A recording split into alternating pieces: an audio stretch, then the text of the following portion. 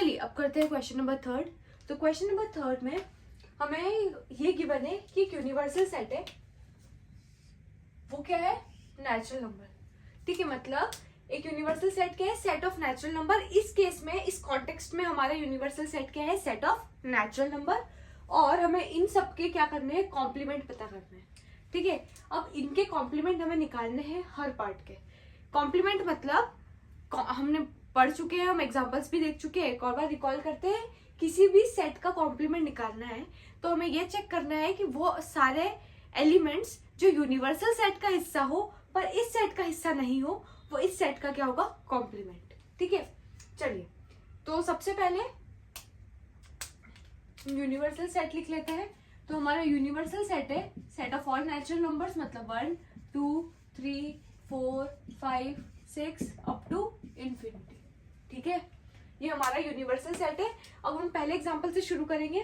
पहला एग्जांपल है set of all x such that x is an even natural number. ठीक है, universal set हमारा नेचुरल नंबर है। ये जो सेट है वो है हमारा इवन नेचुरल नंबर। हमें पता करना है इसका कॉम्प्लीमेंट। अगर मैं इसका कॉम्प्लीमेंट निकालू, इसका कॉम्प्लीमेंट मतलब ऐसे सारे नंबर जो यूनिवर्सल सेट का हिस्सा हो पर वो इवन नेचुरल नंबर नहीं हो। ठीक है, इसका हिस्सा हो पर इसका हिस्सा नहीं हो, मतलब वो नेचुरल नंबर होना चाहिए पर इवन नहीं होना चाहिए। अगर वो नेचुरल नंबर है और इवन नेचुरल नंबर नहीं है तो वो क्या होंगे, ऑड नेचुरल नंबर्स, राइट। तो इसका कॉम्प्लीमेंट हो गया set of all x such that x is an odd natural number. बात समझ में आ रही है? ठीक है, second question set of all x such that x is an odd natural number. इसका क्या कर रहे हैं हमें, कॉम्प्लीमेंट। इसका कॉम्प्लीमेंट क्या होगा, जो यूनिवर्सल सेट का हिस्सा हो पर इसका हिस्सा नहीं हो, मतलब जो नेचुरल नंबर हो पर ऑड नेचुरल नंबर नहीं हो। ऐसे सारे नेचुरल नंबर जो ऑड नहीं है वो क्या हो जाते हैं, वो इवन नेचुरल नंबर होते हैं। तो ये हो गया set of all x such that x is an even natural number. बात समझ में आ रही है? ठीक है, थर्ड पे आते हैं। थर्ड है set of all x such that x is a positive multiple of 3। X क्या है, पॉजिटिव मल्टीपल ऑफ 3। मतलब ये सेट कैसा होगा, मतलब पॉजिटिव मल्टीपल ऑफ 3 मतलब सारे 3 के positive multiple, 3 6 9 12 up to infinity. ठीक है, अब मुझे क्या करना है, इसका कॉम्प्लीमेंट निकालना है। इसका कॉम्प्लीमेंट मतलब यूनिवर्सल सेट का हिस्सा होना चाहिए पर इस सेट का हिस्सा नहीं होना चाहिए। ठीक है, मतलब नेचुरल नंबर होना चाहिए पर ऐसे सारे नेचुरल नंबर जो पॉजिटिव मल्टीपल ऑफ 3 नहीं हो। ठीक है, तो हम लिख लेते हैं will be set of all x such that x belongs to natural number and. पहली कंडीशन क्यों लिखी हमने x belongs to natural number, क्योंकि हमें वो सारे एलिमेंट्स लिखने हैं जो यूनिवर्सल सेट का तो हिस्सा हो, इसका नहीं हो। तो पहले कंडीशन में हम यूनिवर्सल सेट के एलिमेंट्स डाल दे रहे हैं। ठीक है, कौन कौन से, सारे नेचुरल नंबर। दूसरी कंडीशन क्या फॉलो होनी चाहिए कि वो इस सेट का हिस्सा नहीं हो, मतलब कोई भी पॉजिटिव मल्टीपल ऑफ 3 नहीं हो। एंड एक्स इज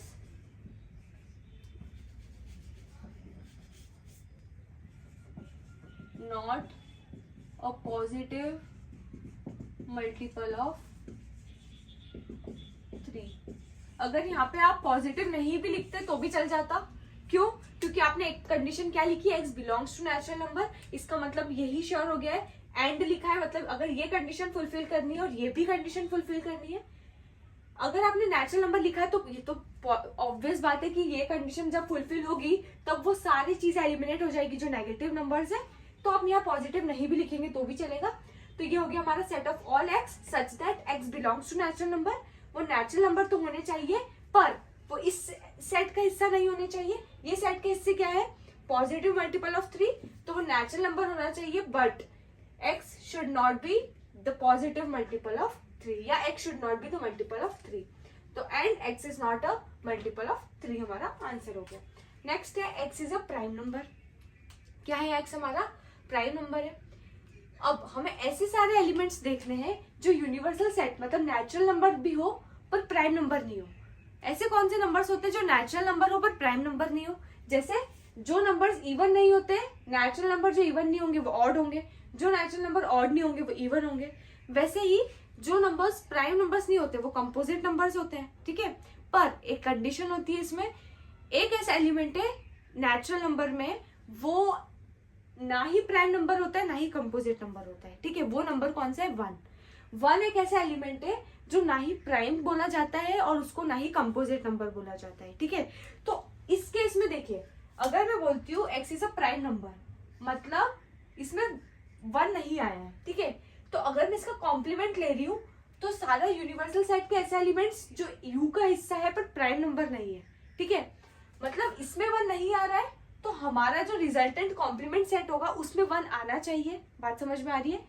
तो पहली बात तो ये होगी, हमारा इसका जो कॉम्प्लीमेंट होगा will be set of all x such that x is a composite number, ठीक है। अच्छा, मैं एक और condition, and x belongs to natural number, ये भी लिख सकती हूँ, ठीक है। चलिए, x is a composite number हो गया, x belongs to natural number हो गया। एक और कंडीशन क्या है, हमको 1 को इंक्लूड करना है, ठीक है। मतलब x क्या वैल्यू भी ले सकता है, 1 की वैल्यू भी ले सकता है, ठीक है। देखिए, कंपोजिट नंबर या प्राइम नंबर मैंने बोल दिया तो इट इज ऑब्वियस कि वो नेचुरल नंबर है, ठीक है। तो हमें नेचुरल नंबर नहीं भी लिखे तो भी चलेगा, और x could be equal to 1। बात समझ में आ रही है? हमने x अलग से 1 क्यों लिखा? क्योंकि अगर मैं सिर्फ इतना लिखती x is a composite number तो एक ऐसा एलिमेंट हो गया 1 जो u में तो आ रहा है पर प्राइम में नहीं आ रहा है, पर हमारे कॉम्प्लीमेंट्री सेट में भी नहीं आ रहा था, पर हमें लिखना पड़ेगा क्योंकि कॉम्प्लीमेंट्री सेट में हम एक भी एलिमेंट नहीं छोड़ सकते हैं। सारे ऐसे एलिमेंट जो u का हिस्सा है और इस वाले सेट का हिस्सा नहीं है वो लिखना होगा। तो हमने एक और कंडीशन डाल दी कि x कैन बी 1, ठीक है। चलिए, नेक्स्ट है set of all x such that x is a natural number divisible by 3 and 5। And मतलब ऐसे नंबर्स जो 3 से भी डिविजिबल हो और 5 से भी डिविजिबल हो, दोनों से क्या हो? डिविजिबल हो, ठीक है। चलिए, दोनों से डिविजिबल हो तो मैं ऐसे बोल सकती हूँ, ध्यान से समझिए, 3 आएगा क्या? नहीं आएगा, क्योंकि 3 से मल्टीपल, 3 का मल्टीपल है पर 5 से डिविजिबल नहीं है, ठीक है। 5 नहीं हो सकता, मैं 15 बोल सकती हूँ, ठीक है। मतलब मेरे को ऐसे सारे एलिमेंट्स देखने हैं जो 3 का भी डिविजिबल हो और 5 का भी डिविजिबल हो, 5 से भी डिविजिबल हो और 3 से भी डिविजिबल हो, ठीक है। दोनों से डिविजिबल हो, मतलब वो 15 से डिविजिबल होना चाहिए। क्योंकि देखिए, अगर मैं 3 का कोई भी मल्टीपल लेती हूँ, जैसे फॉर एग्जाम्पल 3, 6, 9, 12, 15, 18, 21, ठीक है। इनमें ऐसे कौन से एलिमेंट्स है जो 3 के भी मल्टीपल, 3 से भी डिविजिबल हो और 5 से भी डिविजिबल हो? ये नहीं, ये नहीं, ये नहीं, ये नहीं, सिर्फ यही हो रहा है, ये भी नहीं, ये भी नहीं। मतलब हमें ऐसे नंबर्स चाहिए जो 3 से भी डिविजिबल हो और 5 से भी डिविजिबल हो। इसका मतलब वो 15 से डिविजिबल हो। अगर मैं 15 बोल रही हूँ चलेगा, 30 बोल रही हूँ चलेगा, 45 बोल रही हूँ चलेगा, ठीक है। बहुत सारे ऐसे एलिमेंट्स हो सकते हैं जो 3 से भी डिविजिबल हो और 5 से भी डिविजिबल हो। अब हमें क्या करना है? इससे कॉम्प्लीमेंट्री निकालना है, ठीक है। इस सेट का कॉम्प्लीमेंट्री सेट क्या होगा? वो सेट जो वो सारे एलिमेंट जो यूनिवर्सल सेट का हिस्सा हो पर इस वाले सेट का हिस्सा नहीं हो, ठीक है। मतलब उनमें ये वाले एलिमेंट्स नहीं आने चाहिए, ठीक है। तो मैं ये लिख सकती हूँ set of all x such that x। अब हमें ऐसे एलिमेंट्स निकालने जो नेचुरल नंबर तो हो पर 3 और 5 दोनों से डिविजिबल ना हो, ठीक है। तो पहली condition x belongs to natural number and x should not B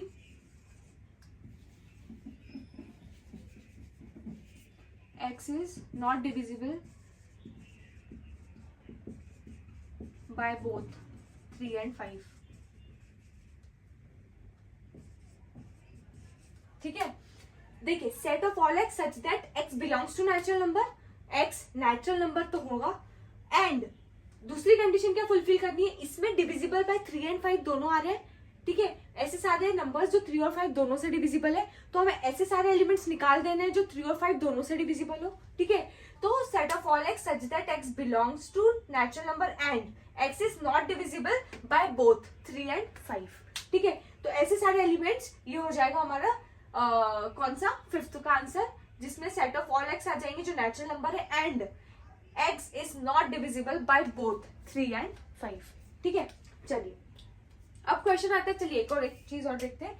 question आता है, मैंने लिखा है दोनों से डिविजिबल नहीं होना चाहिए, 3 से भी नहीं होना चाहिए और 5 से भी नहीं होना चाहिए. ठीक है, मान लीजिए मैं बोलती हूँ 3 और मैं बोलती हूँ 5, एक बोलती हूँ 6 और एक बोलती हूँ 10. ये 4 एलिमेंट का एग्जांपल लेके देखते हैं. फॉर एग्जांपल, ठीक है, क्या ये चारों एलिमेंट इसका हिस्सा है? नहीं है. 3 नहीं हो सकता क्योंकि दोनों से डिविजिबल होना चाहिए, तो 3 नहीं है इसका हिस्सा, 5 भी नहीं है इसका हिस्सा, 6 भी नहीं है इसका हिस्सा और 10 भी नहीं है. ठीक है, ये चारों की चारों एलिमेंट इसमें आने चाहिए क्योंकि वो इसका हिस्सा नहीं है. ठीक है, यूनिवर्सल सेट का हिस्सा है, इसका हिस्सा नहीं है, तो ये चारों एलिमेंट्स क्या इसमें आ पा रहे हैं? चेक कर लीजिए. x is not divisible by both 3 and 5. क्या ये दोनों से डिविजिबल है? 3 और 5 से नहीं है, तो हम ये लिख सकते हैं क्योंकि मेरे को ऐसे x लिखने जो नॉट डिविजिबल बाय दोनों से डिविजिबल नहीं होना चाहिए eight the same time. 5 yes, 6 और 10 चारों के चारों एलिमेंट्स इसमें आ पा रहे हैं. जस्ट ये तरीका है, आप चेक कर सकते हैं कि आप जो लिख रहे हैं क्या आपने सही लिखा है. हाँ, हो सकता है कि आपका केस, आपने जो आंसर लिखा हो वो और किसी तरीके से लिखा हो. तो देखिए, हर क्वेश्चन को अगर हम सेट बिल्डर फॉर्म में लिख रहे हैं तो मैं आपको पहले भी बता चुकी हूँ, एक स्पेसिफिक यूनिक आंसर होना जरूरी नहीं है. हमारा आंसर आपका आंसर से डिफरेंट हो सकता है, बस ये मेक श्योर करना है कि आंसर सही है या नहीं है. ठीक है, तरीका कुछ भी हो सकता है. नेक्स्ट है set of all x such that x is a perfect square. तो इसका मतलब हमें ऐसे सारे नेचुरल नंबर निकालने हैं जो परफेक्ट स्क्वायर नहीं हो. ठीक है, तो will be set of all x such that x belongs to natural number and x is not a perfect square. बात समझ में आ रही है? तो ये हमारा कॉम्प्लीमेंट सेट हो गया. नेक्स्ट है set of all x such that x is a perfect cube. उसी टाइप का क्वेश्चन है, तो इसमें set of all x such that x belongs to natural number and x is not a perfect cube. ठीक है, इसमें वो सारे केस एलिमिनेट हो जाएंगे, चले जाएंगे जिसमें वो परफेक्ट क्यूब है. ठीक है, नेक्स्ट है set of all x such that x plus 5 equal to 8.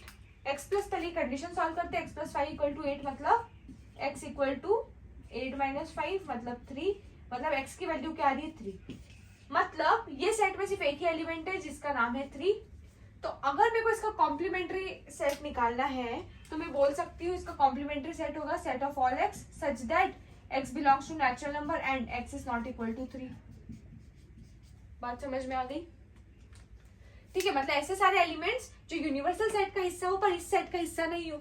Universal set का हिस्सा मतलब सारे नेचुरल नंबर, इस सेट का हिस्सा मतलब 3, तो सारे नेचुरल नंबर होने चाहिए पर 3 नहीं होना चाहिए. ठीक है, next set of all x such that 2x plus 5 equal to 9. 2x plus 5 equal to 9 मतलब 2x equal to 4, x equal to 2.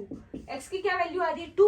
x की वैल्यू 2 आ रही है, मतलब ये वाला सेट क्या है? x सेट है जिसका एलिमेंट है 2.